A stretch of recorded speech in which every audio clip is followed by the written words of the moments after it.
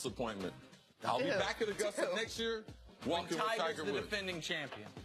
Oh, yeah, then I can go to the captain's dinner. Yeah, Captain's dinner? Yeah, that's the Who whoever invited wins. you there? Just okay. All right. Let it go, Nick. Let it go. He was at the captain's dinner. Don't worry about it. Just Captain's relax. dinner. I have not revealed all of my sources, all my benefits to you yet. Okay, appreciate that. Yeah. Back to the big story, which was the big game last night. Villanova capping off their dominant tournament performance with a win over Michigan. 79-62 is your final.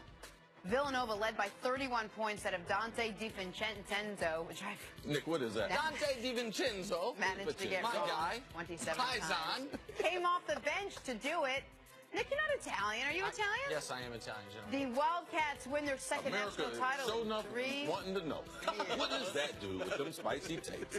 Now y'all know he's Italian. He's one of those Italians.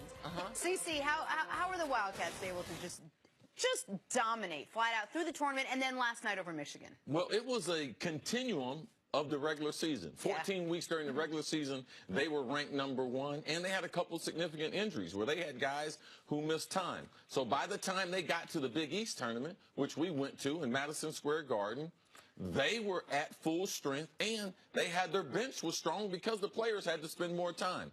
But the overall unselfishness of the senior, juniors, the sophomore, and the freshmen collectively buying into it because, as you mentioned, the star of the game last night is the sixth man of the year in the Big East. But they decided after 18 points in the first half, he's our best offensive threat in the second half. Let's make sure we get him some shots. So Jay Wright decides to insert him into the lineup after halftime, 52 seconds into the action. Yeah. So collectively, from a coaching staff, the way this roster has been built, and it's built for long-term success. So that's the reason why Villanova has been able to be so dominant, not only during the season, but in last night's championship game against Michigan. Listen, I know we're going to talk about what this means big picture for the program and for Jay Wright, all that, but I want to talk about the actual game for a moment.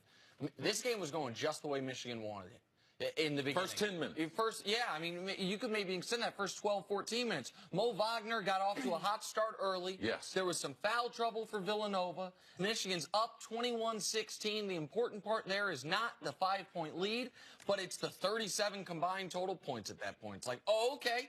It's a mucked it up, slow pace, low scoring. We could win this game 64-62. We could win this game in the 60s because in my opinion, Michigan never had a chance was to score 80 points. Like, they were never going to be able to have enough that if Villanova's offense got clicking, which is why DiVincenzo's fire at the end of the first half, they didn't continue the second half. That changed the whole game. Villanova didn't play that well in the first half. But because of a 21-7 run to close the first half, they're sitting there at halftime saying, we're up 9. Like, we're up 9 and haven't played our game. Jalen Brunson hasn't gotten going. Now, Brunson never got going. Didn't matter. Think about that. National Player of the Year. Never gets going. You're fine. Amari Spellman, your best freshman, doesn't really ever get going. You're fine. Like, Mikal Bridges got going in the second half of the game, and DiVincenzo was great the entirety of the game. They could just send waves at you, and that's why, I mean, CC, nobody came within a dozen points of them this whole tournament.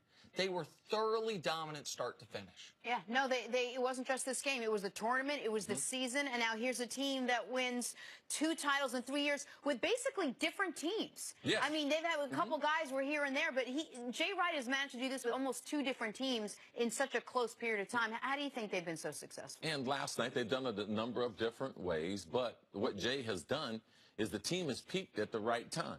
The Big East, it's a great test during the regular season. The Big East tournament, it's a great stage to get ready for the NCAA. When Jay sat here, he said that's what he likes about the Big East tournament because it is the next step to getting them ready for the NCAA. But the way he has his star players staged, he's got a senior, he's got a junior, he's got a sophomore, he's got bench players, he's got a freshman.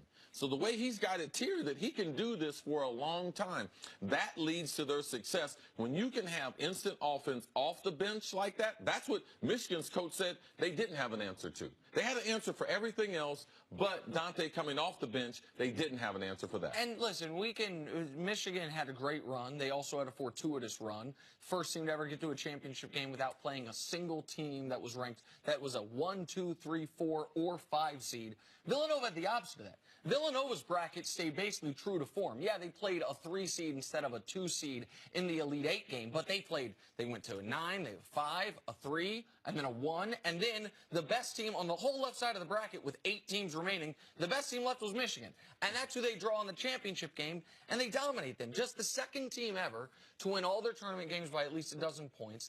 Their margin of victory was the 5th best ever in the history of the NCAA tournament. The right team won this year. And I said, Jenna, you and I talked, the NCAA tournament's really exciting. It's not always the most fair way to crown a champion. This year it was. This year it absolutely was. The best team for the length of the season won the championship. What does this do for Jay Wright and his legacy? Because now you have to talk about Jay Wright in the company of some of the other college basketball great coaches. I think it's the perfect time, and Nick, you do a great job of just, let's do a level set. Let's just go where college basketball is right now, who people think they are, who are the blue bloods, who are the cream of the crop. And right now, outside of Coach K, you can't mention someone that's better than Jay Wright or someone you would take over Jay Wright. And he's in the position, based on his style and his comfort, he's in his dream job. He's also, for recruit, he's also going to start getting more top 10 recruits. When you win 2 championships in 3 years, you are a blue blood. You are an elite of the elite. So I think it's now time to, let's look at realistically what Duke is doing, what Carolina is doing, what are they doing at Kansas and Kentucky. And when you compare them in real numbers, Nick, you would say Jay Wright, he's one of the best, if not the best coach in college basketball. Listen, Coach, nobody's going to deny Coach K. He's got 5 championships. He's been dominant in multiple decades. We get it. Roy Williams, since he's come to UNC, they've won 3 titles. They obviously lost a championship to Jay Wright and Villanova 2 years ago and then won a championship last year.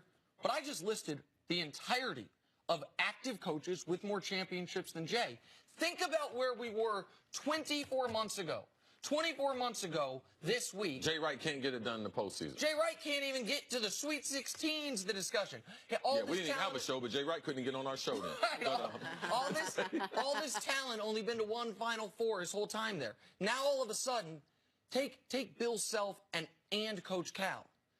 Add them together. They got 2 championships. I mean, take Tom Izzo and Jim Boeheim. Add them together. They got 2 championships. Jay's got 2 in the last 3 years. And so what that also means as far as the recruiting is because something of a self-fulfilling prophecy. He has as many titles in the last 2 years as Kansas has in the last 60 years. So think about that. If you're a 17-year-old, since the year 2000, they've won as many titles as anyone but Duke and Carolina. You don't know any better. Right. You're like, oh, my whole life, this team's been awesome. Dominant and we joke about, and you joke about, like, how suave and good-looking and cool Jay Wright is. That's no joke. Man, okay, you're serious, but when you're going there recruiting, like, people see the videos of Roy Williams falling asleep and Jim Boeheim falling asleep at these AAU tournaments. Jay Wright's out there, and so it's great. We're happy for him because he's a friend of the show. Yeah. But it's an awesome story, and the right team won this year. All right, last topic before we close this one out. The NFL, rumors swirling that Bill Belichick is frustrated with the fact that Rob Gronkowski hasn't been willing to commit fully to the Pats this season. Oh, but don't worry, rumors are also swirling that Gronk is equally as frustrated with the strict confines of the Patriot way. Lots of rumors going both ways. Now, no official word from either side, but it appears as if things could be getting contentious in New England. CeCe, could the Patriots really trade Rob Gronkowski? Would they? If your name's not Tom Brady or your last name doesn't end in Kraft, the potential of you having a long-lasting relationship with Belichick, they're not real good. This is not what he does.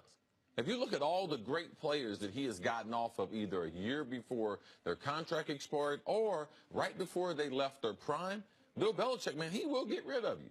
Chandler Jones last year shipped him off. Richard Seymour 12 years ago. I mean, he has continually done this. Vrabel got rid of him at the end of his career. Yes, this is what Belichick does. If he believes that the team is going to get better, or like if Gronk has reached his peak, if he has seen things as far as his training, his overall health that he's worried about, no, I wouldn't be surprised. But New England, They have to recover from Nate Solder, their left tackle. They lost him. Amendola, their best receiver in the playoffs. They lost him in free agency. And Edelman, I love Edelman. He's coming back from an ACL tear. So why would you let go of Gronk? And you know you have these other things that you don't have an answer to. I believe, even though they are rumors, I believe he stays in New England. Listen, and another guy we didn't mention, Moss. People forget when they traded Moss, he was coming off 1,200 yards, 13 touchdowns. Yes. It's not like Moss was washed. I understand he went to Minnesota. It didn't work out. Like that once he left the Patriots, he no longer had that level of production. But he was coming off a year where he was arguably the best receiver in the NFL, and they traded him. Why? Because wasn't with the program anymore. Like it wasn't working there. I don't think they'll trade him because of the reason CeCe mentioned. You lose Nate Solder. You forget what a great blocker this guy is. However, there is a team that they used to not do business with, the Indianapolis Colts, that they traded Jacoby Brissett to this year. The Colts have a surplus of second-round picks thanks to the trade with the Jets. The Colts are also bringing Andrew Luck back. They got a new head coach. A lot of things there. If you called up New England and said, we'll give you the 36th and 37th picks of the draft, you know Belichick loves those second-rounders. For Rob Gronkowski, I think that conversation is had. And CeCe, you mentioned and you Detroit. think they do it? I think they would. Detroit. They just got off of Eric Ebron. They cut him, didn't exercise his fifth-year option on his rookie contract for $8.5 million. Matt Patricia's the head coach there. Yeah. Yes, absolutely. So it's not a done deal. Like I mean, You they're have All to right, be careful guys. trading with New England. I mean, with Indy. Great show today.